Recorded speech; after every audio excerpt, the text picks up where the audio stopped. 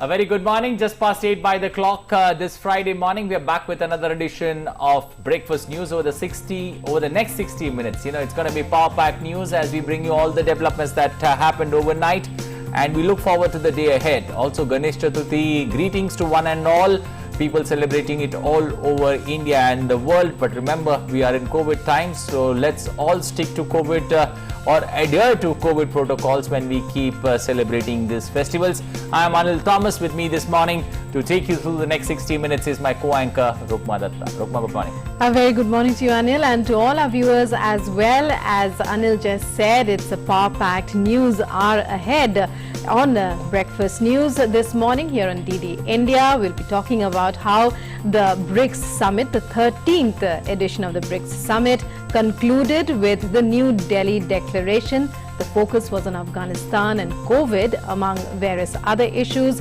Also, news from sports, business, and much, much more. But first, here are the headlines.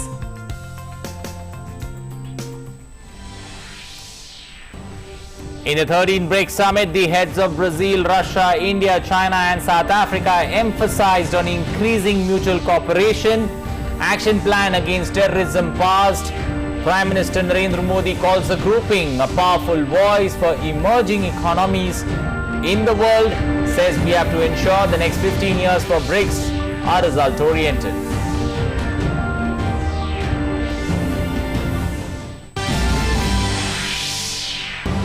The U.S. State Department welcomes first civilian flight carrying U.S. citizens, lawful permanent residents and others from Kabul to Doha.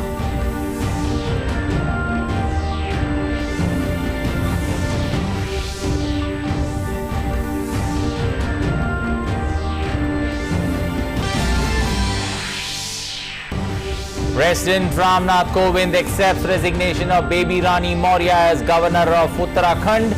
Appoints new governors in Tamil Nadu, Uttarakhand and Punjab. Appointment will take effect from the dates they assume charge of their respective offices.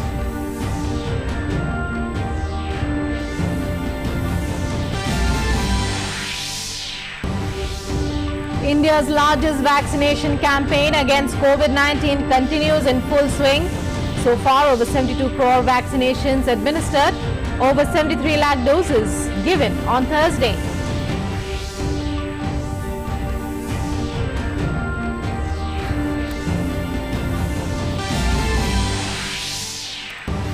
DRDO hands over air defense missile MRSAM system to Indian Air Force in presence of Defence Minister Rajnath Singh at Jaisalmer in Rajasthan.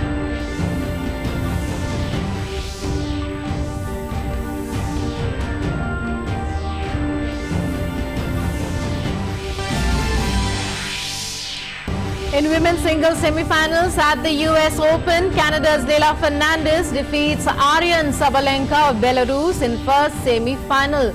In the second match, Britain's Emma Raducanu faces off with Maria Sakkari.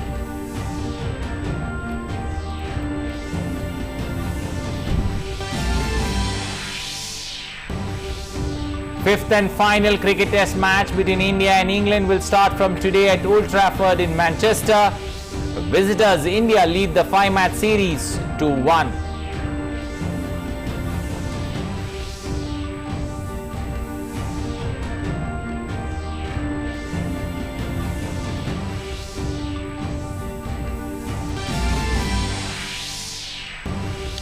Our nation is celebrating Ganesh Chaturthi today. President and Vice President extend greetings on the auspicious occasion. 10-day-long festival is being celebrated amid COVID strict restrictions.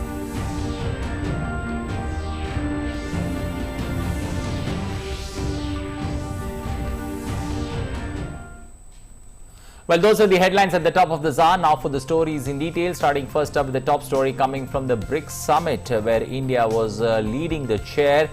In the 13th BRICS Summit, the heads of Brazil, Russia, India, China and South Africa emphasized on increasing mutual cooperation. The action plan against terrorism was passed. Prime Minister Narendra Modi had called the grouping a powerful voice for emerging economies in the world. He asked the member groups to ensure that the next 15 years for BRICS are result-oriented. Prime Minister Modi spoke about the potential of the grouping as the voice for the developing world. Your Excellencies, Rashtrapati Putin, Rashtrapati Xi, Rashtrapati Ramaphosa, Rashtrapati Bolsonaro, Namaskar.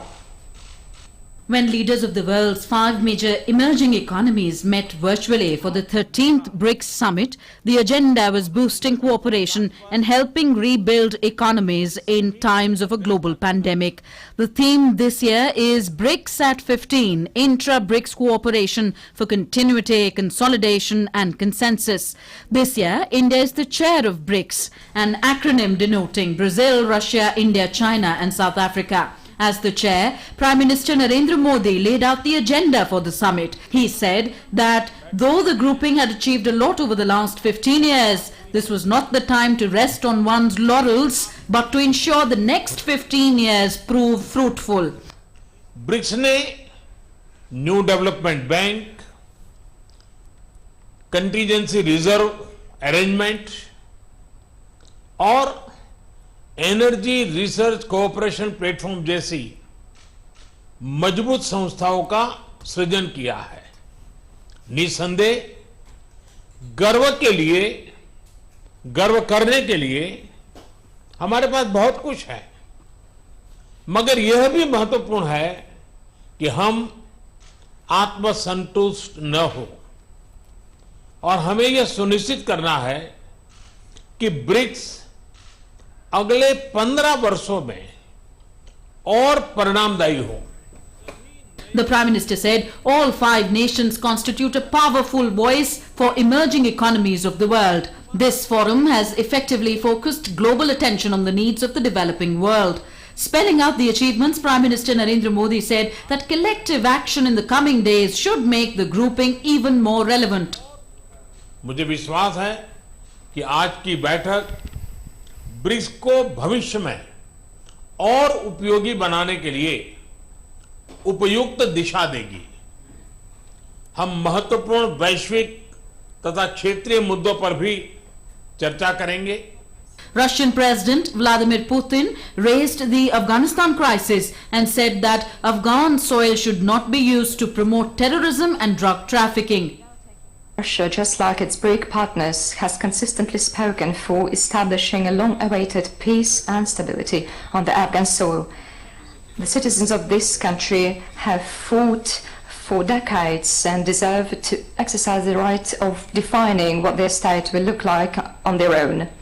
Meanwhile, we are all interested in Afghanistan's ceasing to be a threat to the neighbors, so that the Afghan territory would be a source of drug trafficking and terrorism. The other leaders stressed on strengthening BRICS, multilateralism, UN reforms and tackling the COVID challenge. We have made solid progress in various areas of cooperation in the spirit of pragmatism, innovation and win-win cooperation, and we have forged ahead on our common journey of development. Our 5 countries have supported multilateralism and taken part in global governance in the spirit of equity, justice and mutual assistance, and we have become an important force on the international stage to be reckoned with. Our cooperation has made progress, especially in the fields of science and technology, energy and healthcare, and above all in efforts to fight the COVID-19 pandemic. Bilateral trade has also expanded, and it is yet another sign of the recovery of our economies and the potential of our relations. Each need to contribute our fair share to the Access COVID-19 Tools Accelerator and also support the proposal made by India and South Africa at the WTO for a waiver of the TRIPS mechanism to ensure a rapid expansion of COVID-19 vaccines production across the world. India outlined 4 priority areas for its chairmanship. These are reform of the multilateral system, counter-terrorism, using digital and technological tools for achieving sustainable development goals, and enhancing people-to-people exchanges. This year also marks the 15th anniversary of BRICS. Prime Minister Narendra Modi chaired the BRICS summit for the second time. In 2016, India had played the host for the 8th summit in Goa. With Meghna Dev, Newsnight Desk, DD India. And at the conclusion of the summit, the BRICS nations adopted the New Delhi Declaration on Afghanistan. The call was made for refraining from violence and settling the situation by peaceful means, preventing attempts by terror organizations to use Afghan territory as terrorist sanctuary, preventing the use of Afghan territory to carry out attacks against other countries, the need to address the humanitarian situation, the need to uphold human rights, including those of women, children and minorities, and to contribute to fostering an inclusive intra-Afghan dialogue to ensure stability, civil peace, law and order in the country. Terrorist attacks also that in the declaration were mentioned. The terrorist attacks near Kabul International Airport, they were condemned strongly, and a call was also made to prevent drug trade within Afghanistan. On the matter of COVID-19, the Delhi Declaration stressed on cooperation on the study of the origins of the SARS-CoV-2 virus and stressed on it as an important aspect of the fight against COVID-19. Also, it stressed on objective assessment of safety and efficacy of vaccines by regulators throughout the world, and it said it welcomed contribution made by BRICS countries in providing over 1 billion COVID-19 vaccine doses and mutual recognition of respective testing, especially for the purpose of international travel. Also, mutual recognition of national documents of vaccination against COVID-19 and cooperation in the study of the origins of the SARS-CoV-2, stressing that it was an important aspect of the fight against the pandemic.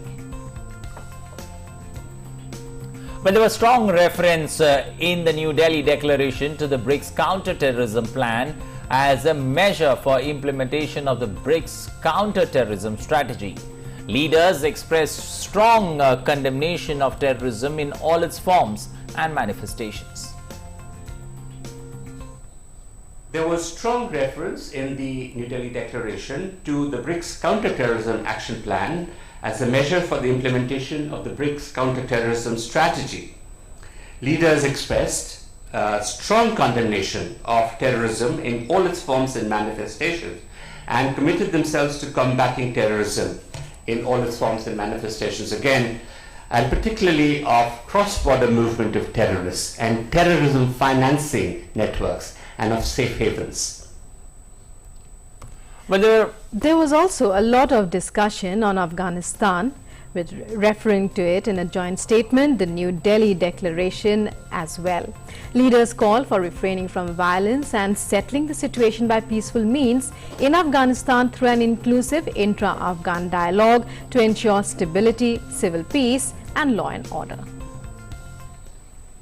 On Afghanistan, understandably, there was a lot of discussion, and there is a reference to that in the joint statement, the New Delhi Declaration as well.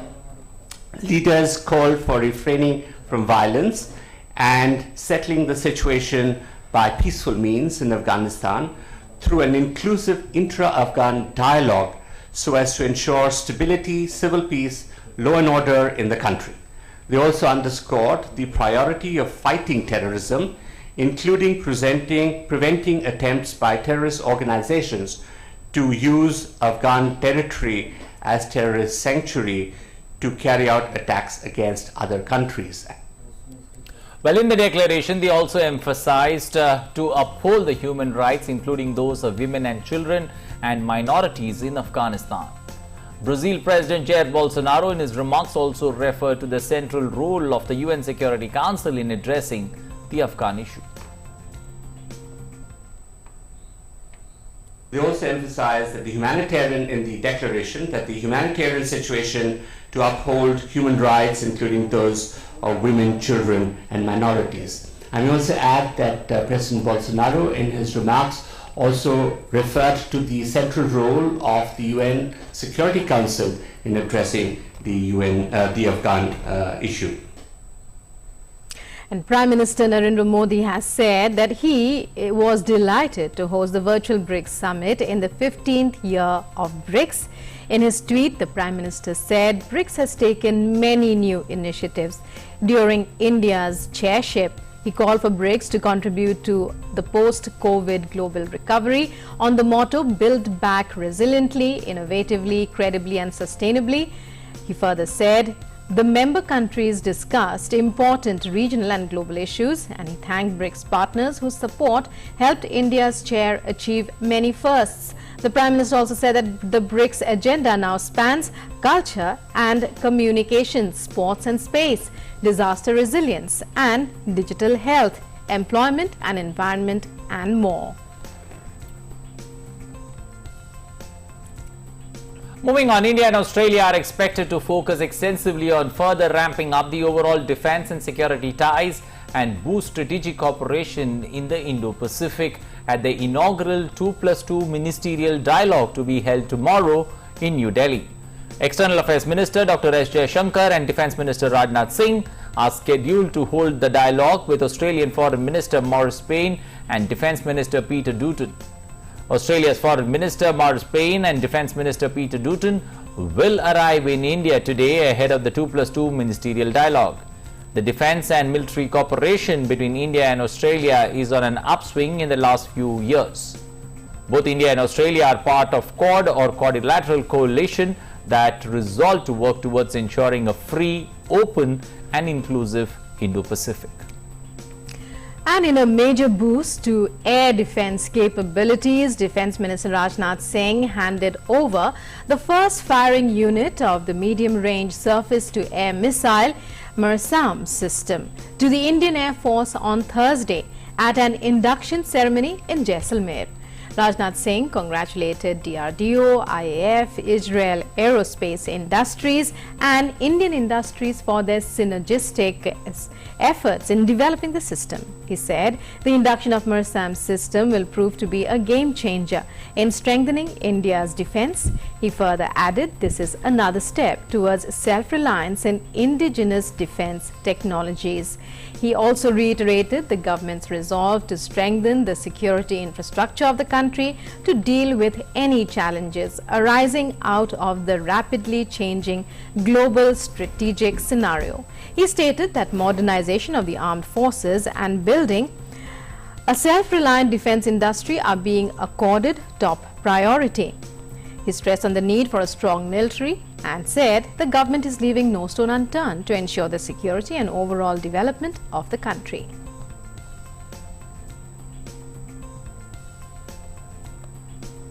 Well, for more on that story, we've got Vishal Barasto, our correspondent, tracking that story for us, joining us this morning. Vishal, good morning.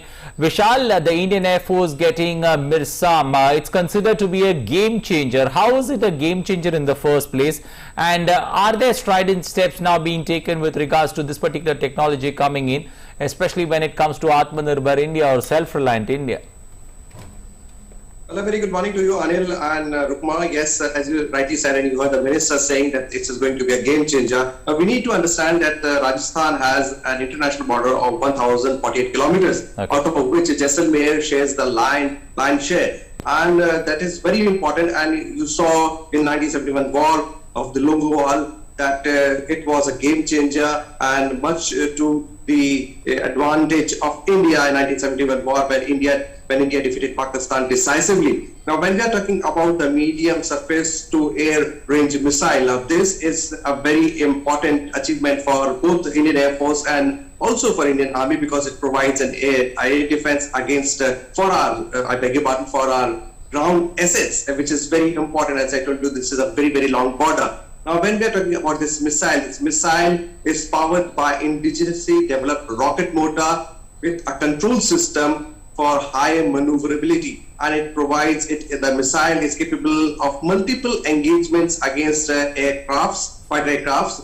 helicopters, guided or unguided munitions, also against the subsonic and supersonic missiles. So this is quite an achievement for the Indian Air Force, because you have our military bases there. Of course, we have our air base both in Jaisalmer and now in Armir, but because of the changing scenario on the western sector, it is quite an achievement. And as I informed our viewers, this is going to be a game changer, as also reiterated by the defense minister. So definitely India is fast moving towards the goal of self-reliance as far as the defense sector is concerned. Anil?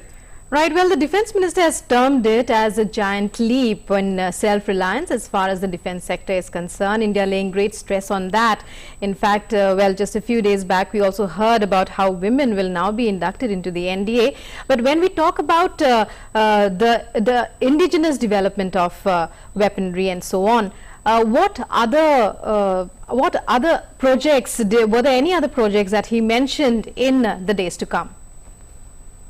Well, Rukma very rightly pointed out that women are going to be inducted. They are already there, but also we'll be soon seeing them in action, because most of them, they are on ground duties as far as Air Force and Indian Army is concerned. But we'll also see them in action in the warfare as well.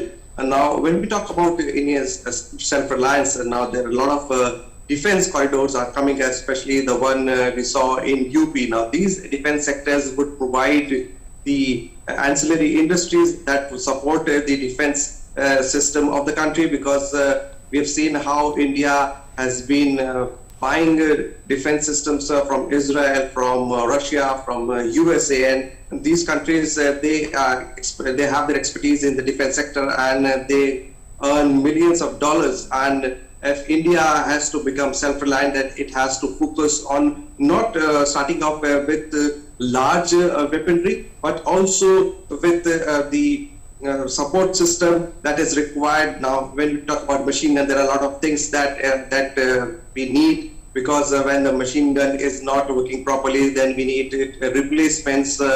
So we are starting off from a very minimum level, and then we'll slowly move upwards. Now, this the indigenously designed rocket motor is quite an achievement, because it has a capacity and capability for multiple engagements up to 70 kilometers under extreme conditions. So it is quite an achievement, and like this missile, India is slowly but steadily moving towards the goal of self-reliance.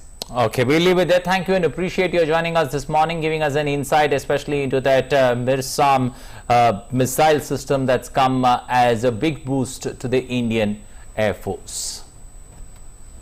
And now moving on to other news stories.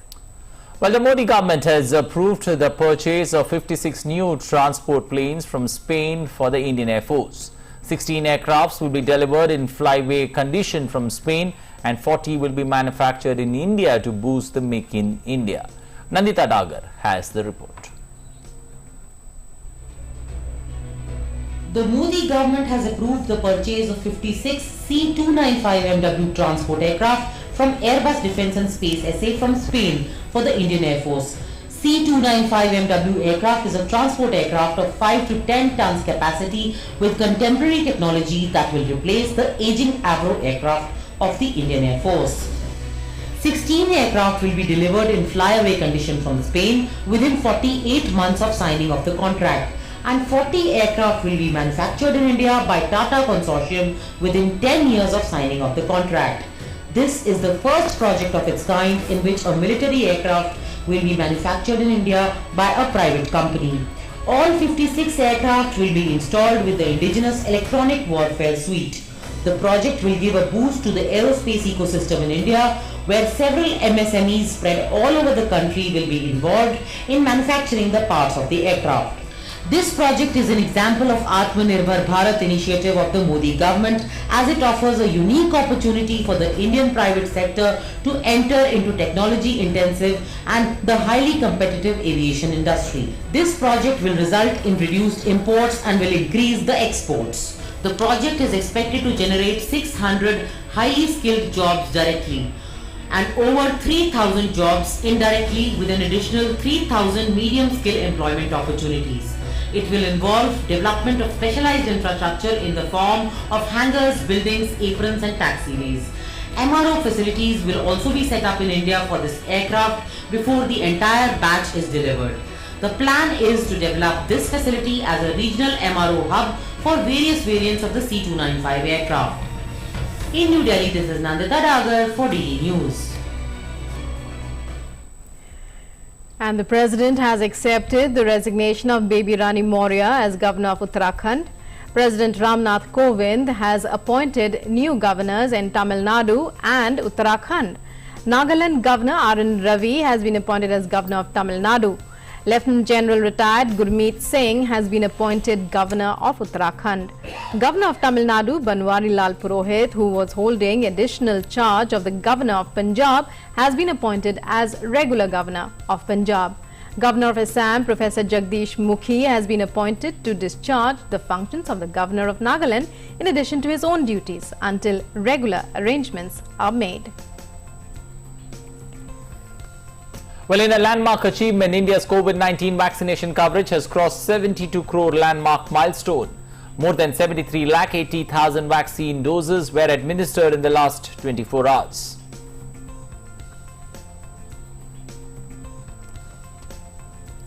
The Director General, Indian Council of Medical Research, that's ICMR, Dr. Balram Bhargav, said that the majority of deaths in Firozabad district of Uttar Pradesh happened due to dengue fever caused by D2 strain. ICMR Director General also urged people to take precautions against mosquitoes and to follow measures that can prevent the breeding of mosquitoes. UP में जो हुआ है अभी फिरोजाबाद में और मथुरा में और आगरा में भी देखा गया है, उसको क्लियरली ये पता चला गया है कि ये डेंगू फीवर है और D2, जिसे डेंगू वेरिएंट सीरोलॉजी में D2 है, जिसमें हेमरेजिक भी होता है, जिसकी वजह से बहुत जानलेवा टाइप का होता है, साहब ने बताया भी, जिसमें फ्लूइड्स का और प्लेटलेट्स का, कई में प्लेटलेट्स ड्रॉप भी करते हैं, तो वही पाया गया है कि D2 डेंगू था, जिसकी वजह से ये प्रॉब्लम थी। तो इसमें जैसे बताया है कि मच्छरों को पनपने ना दें, पानी को इकट्ठा कहीं पे रहने ना दें, इससे मच्छर उसमें पनपे या उनकी लार्वा ग्रो करें, तो वो सब एहतियात रखना बहुत ज़रूरी है। और ये मानसून सीजन में ज़्यादा होता है, तो इसलिए हम लोग को केयरफुल रहना चाहिए। And continuing with our telling of the saga of our freedom struggle, in today's episode of Saga of Freedom, we talk about the brave and fierce Jatindranath Mukherjee, also known as Bagha Jatin. We will also look into the life of Govind Ballabh Pant.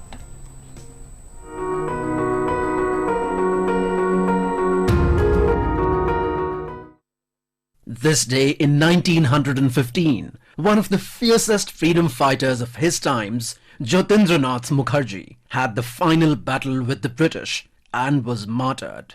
Jatindranath was born in the Kushtia subdivision of Nadia district of undivided Bengal in what is now Bangladesh. Jatin loved all Indians irrespective of class or caste or religions right from his early days. Once, to save the villagers, Jatin fought hand-to-hand with a man-eating Royal Bengal tiger for 3 hours and killed the tiger with a Gorkha dagger. This is how he came to be known as Bagha Jatin. As a college student, Jatindranath joined a relief camp organized by Sister Nivedita. Sister Nivedita introduced Jatin to Swami Vivekananda.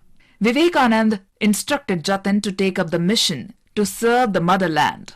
The nation was seething with discontent against the British Raj. It was Sri Aurobindo who trusted Jatin to create a secret society. That secret society was known as Jugantar, and Bagha Jatin became its commander-in-chief. Jatin's clarion call, Amra Morbo, Jogat Jogbe, meaning we shall die to awaken the nation, evoked the currents of Indian nationalism. Jatin inspired many young minds, including Ras Bihari Bose, who described Jatin a real leader of men with fiery energy and personality. In the year 1914, when the First World War broke out, Jatin approached the German Crown Prince for the delivery of arms for his fight against the British. M.N. Roy was asked to coordinate with the Germans for the arrival of the shipment. Jatin, along with his followers, was hiding near Balasore, where the shipload of arms from Germany was planned to be received. But the information of this consignment was leaked by an Irish agent and the British attacked them. While the British side was armed with highly sophisticated rifles, Jatin and his team fought with pistols. Jatin and his followers fought hard.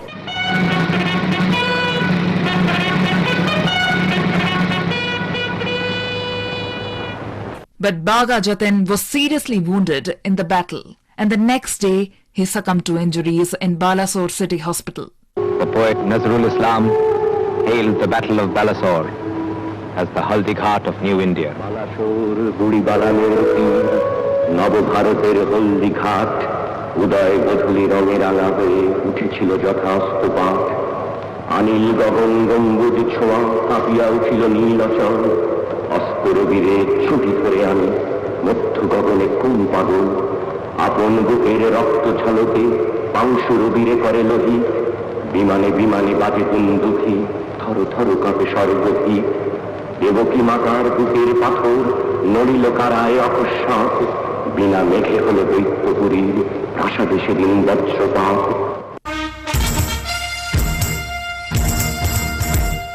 Govind Ballabh Pant, a legal luminary and a freedom fighter, was born on 10th of September 1887 in Khoont village near Almora. He participated in the protests against the Simon Commission in 1928. Pant was targeted by the police and he sustained severe injuries which prevented Pant from straightening his back for the rest of his life. He was imprisoned many times during freedom struggle. In 1930, Pant was arrested and imprisoned for several weeks for organizing the Salt March. He was again arrested in 1933 and remained in jail for 7 months for attending a session of the Provincial Congress. Again in 1940, Pant was imprisoned for helping organize the Satyagraha, and in 1942 he was sent to Ahmednagar jail for 3 years for signing the Quit India resolution. After independence, Govind Ballabh Pant served as the first Chief Minister of Uttar Pradesh.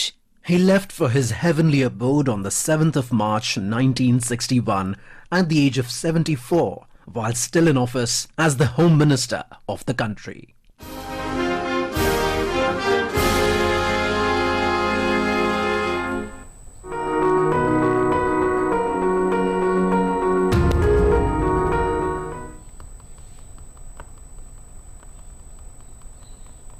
Well, now to some festive mode. Nation is celebrating the festival of Ganesh Chaturthi with great enthusiasm today. With this, the 10-day-long Ganesh Mahotsav festival begins. In view of the COVID-19 pandemic, people have been asked to follow strict guidelines. In many states, strict restrictions have been imposed on Ganesh Utsav after the increase in COVID cases. Strict guidelines have been issued in Delhi and Mumbai. This year, Ganesh Chaturthi functions will not be organized in public places in Delhi. Keeping note of the possible gathering of Ganesh festival, the Mumbai police has imposed section 144 of the CRPC across the city of Mumbai and Pune. Meanwhile, BMC Mayor Kishori Pednekar has recently issued an appeal to the Mumbaikars to celebrate the festival in a responsible way.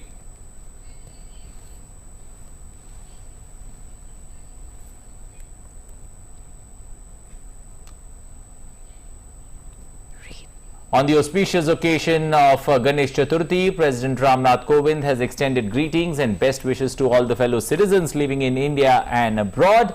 In a message, the President has said this festival marks the birth anniversary of Lord Ganesha, who symbolizes knowledge, prosperity, good fortune, and is celebrated with fervor and gaiety. On the occasion of Ganesh Chaturthi this year, President has called upon everyone to pray to Lord Ganesha to make our efforts against the COVID-19 pandemic successful and bestow happiness and peace on all of us. Also to celebrate this festival in an atmosphere of enthusiasm and harmony while adhering to COVID-appropriate behavior.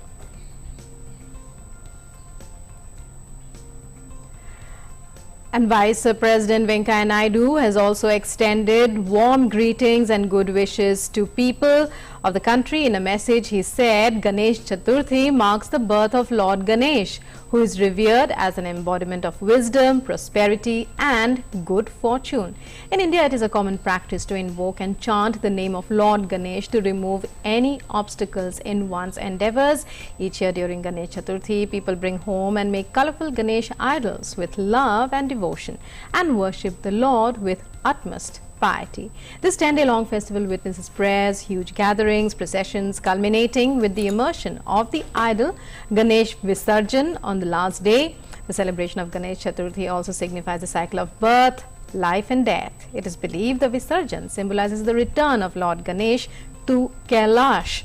Though this festival is normally celebrated across the country with great traditional fervor, in light of the pandemic, we need to be cautious this year and celebrate it in a modest manner, strictly adhering to COVID-appropriate behavior.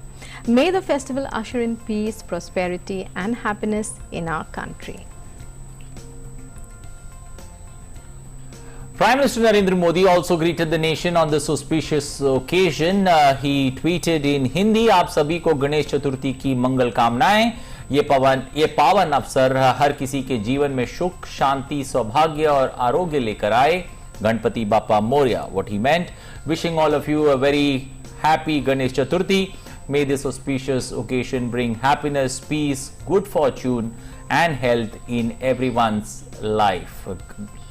Well, we've got Shishir joining us this morning from Mumbai to give us the latest, especially when it comes to the celebrations or the muted celebrations in the city of Mumbai and Pune. Shishir, good morning. How is the momentum, especially when it comes to Ganesh Chaturthi? That's one of the most important festivals in the western state of Maharashtra. Muted, but yet people, celebrating it in one's houses and also in pandals.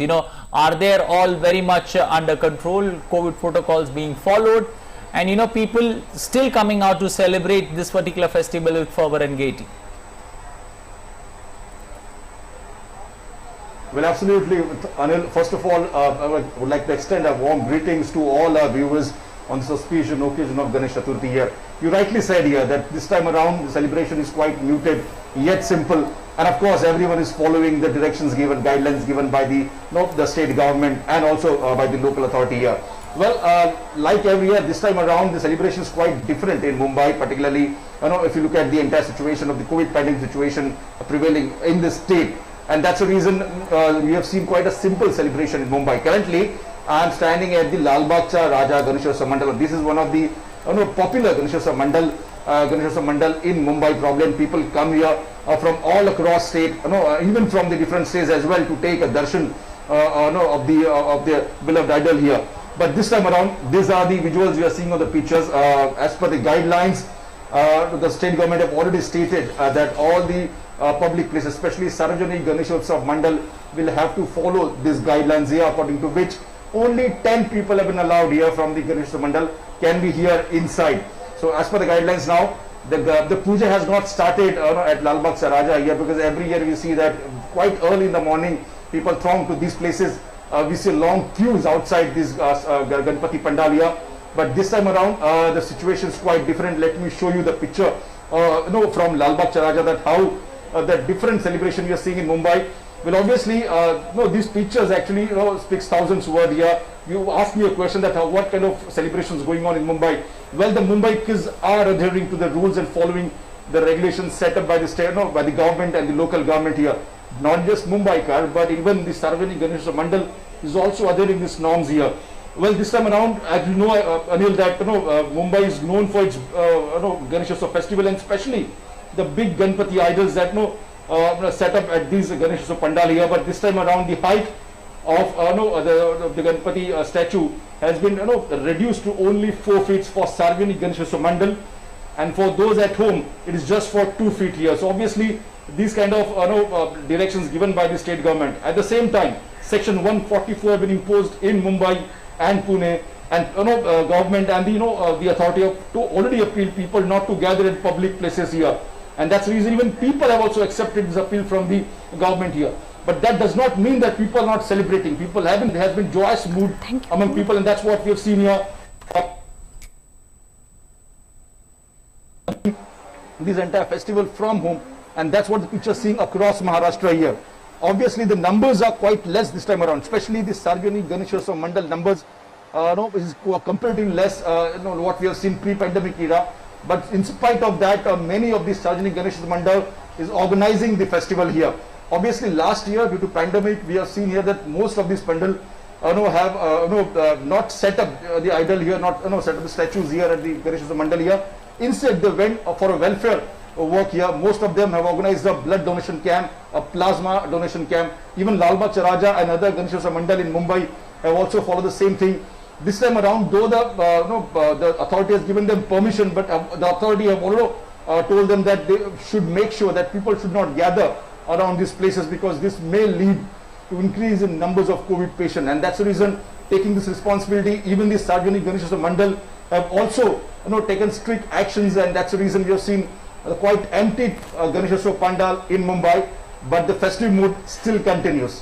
Well, that's important. The festive mood needs to continue irrespective of the fact that it's muted and simple. Thank you and appreciate your joining us this morning on Breakfast News, giving us an insight especially into Ganesh Chaturthi celebrations there in the western state of Maharashtra. Well, many thanks to you, Shishir, for joining us there. And on behalf of all of us here, we wish all our viewers best wishes on the beginning of the festive season. Ganesh Chaturthi actually marks the beginning of a series of festivals that will be continuing till, can we say, the new year, or can we say the middle of January. So all the best, and we also would like to reiterate once again that please maintain COVID appropriate behavior. As you saw, people in Mumbai, which is known for the huge crowds that the pandals attract, even during whether it was Janmashtami just a few days back or Ganesh Chaturthi, how people have learnt their lessons and are following COVID appropriate behavior. It's time now for some international news in our next segment, Across the Globe.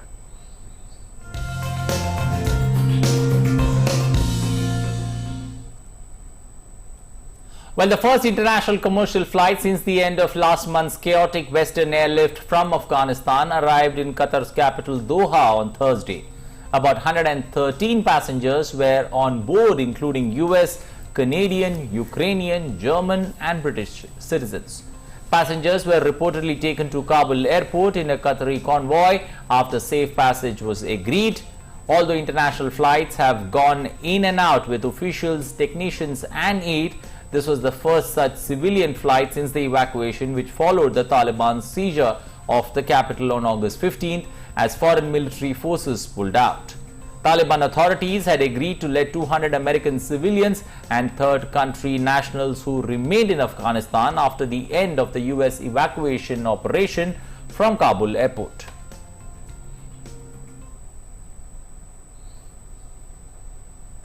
Right now we lost everything.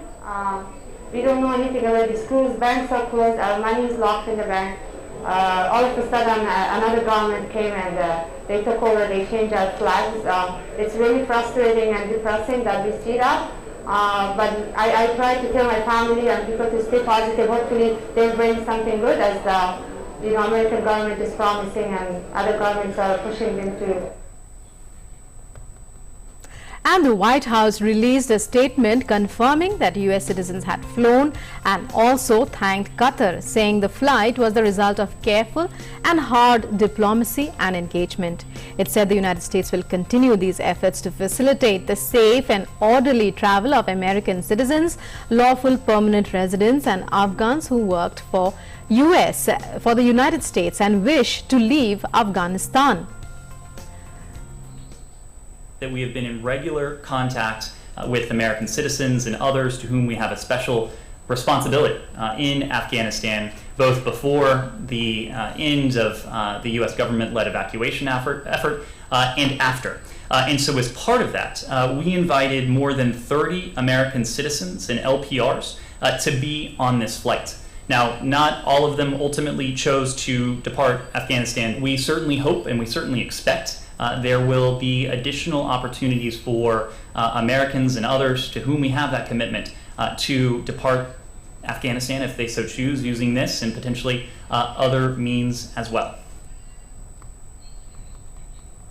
But the White House released a statement confirming that US citizens had flown and also thanked Qatar, saying that the flight was a result of careful and hard diplomacy and engagement. It said the US will continue these efforts to facilitate the safe and orderly travel of American citizens, lawful permanent residents and Afghans who work for the US and wish to leave Afghanistan.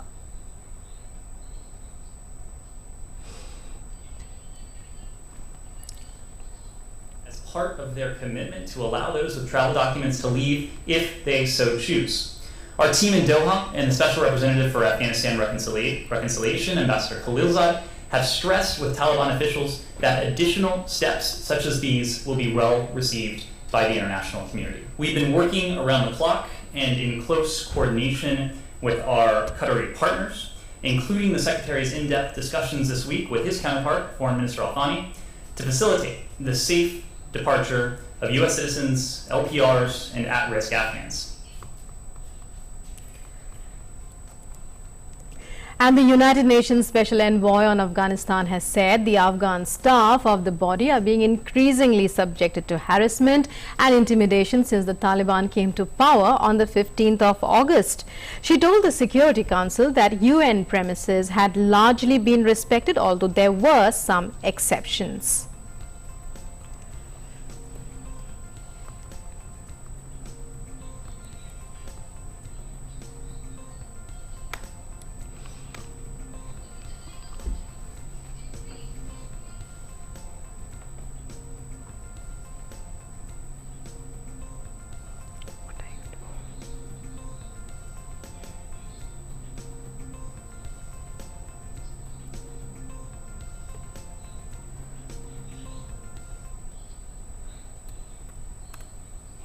If a new Afghan government upholds its commitments and obligations, brings greater stability to the country and region, demonstrates real inclusion, and protects the gains of the past 2 decades, we'll work with it. But we will not do that on the basis of trust or faith alone. The Taliban seeks international legitimacy and support. Our message is simple. Any legitimacy and support will have to be earned.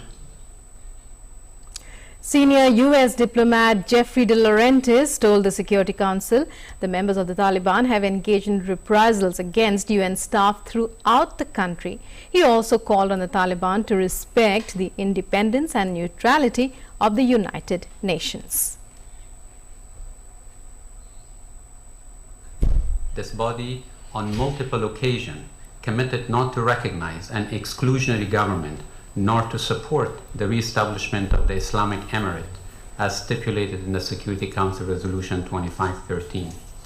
The Afghan people expect you to keep this promise and pressure the Taliban to pave the way for an inclusive government that all segments of our society can accept and feel a part of.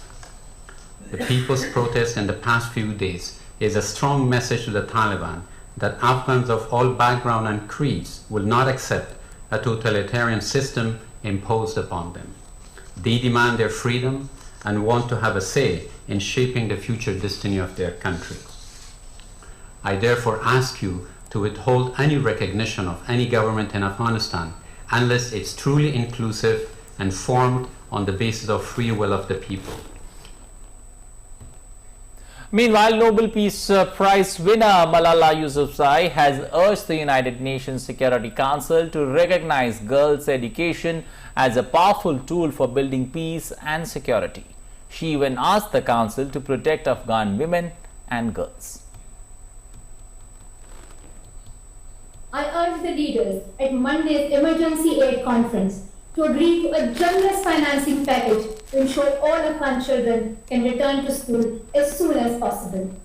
Finally, the UN presence in every region of Afghanistan is needed more than ever. To do this, a strengthened mandate and resources for the UN Assistance Mission and other UN agencies in Afghanistan are essential. Mr. President, a united Security Council speaking with one voice for girls' education can compel the Taliban to make real concessions. This is vital not only for Afghan women and girls themselves, but for long-term security in the region and our world. And let's now take a look at COVID-19 figures from across the world. With over 22 crore 40 lakh people contracting the virus so far, more than 20 crore have recovered worldwide. The deadly virus has claimed the lives of over 46 lakh 20,000 people globally. The United States has been witnessing a resurge in new COVID-19 cases due to the Delta variant of the virus. More than 4 crore 15 lakh cases and over 6 lakh 74,000 deaths have been reported in the United States.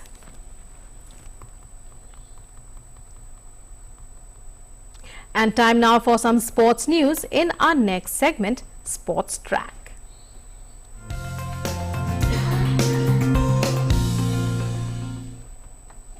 Well, first up, cricket, where India will take on England in the fifth and final test match, which begins today at Old Trafford in Manchester. The match will begin at around 3:30 p.m. Indian Standard Time. Team India has arrived at the final destination of the ongoing England tour, where they will lock horns with Joe Root's England for the last test match.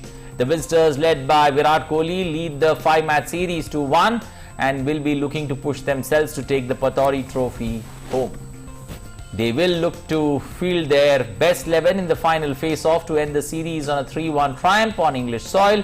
Indian team is just one match away from the superb achievement of winning Test series in both Australia and England in the same year.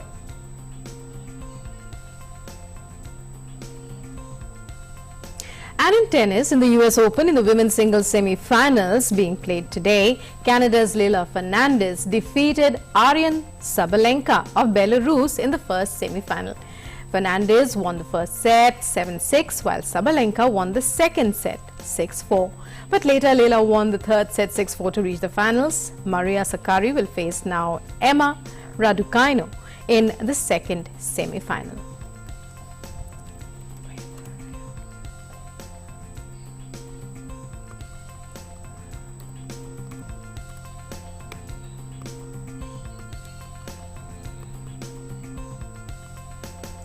Well, after a look at all the sporting stories, it's time now to take a look at the weather forecast, both in terms of the satellite image and also weather readings in your respective cities.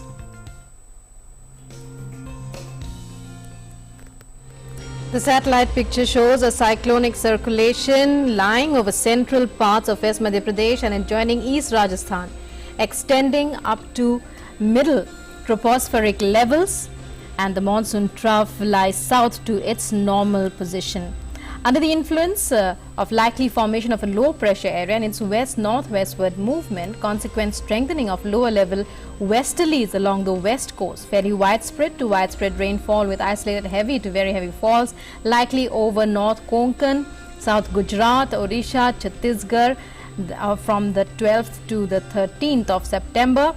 Under the influence of cyclonic circulation over West Madhya Pradesh, fairly widespread rainfall with isolated heavy to very heavy falls likely over Gujarat, Southeast Rajasthan, West Madhya Pradesh from today on to the 12th. And rainfall likely to increase in many parts, even in Haryana and UP, southwestern UP from today onwards. Let's take a look now at temperatures recorded across the country.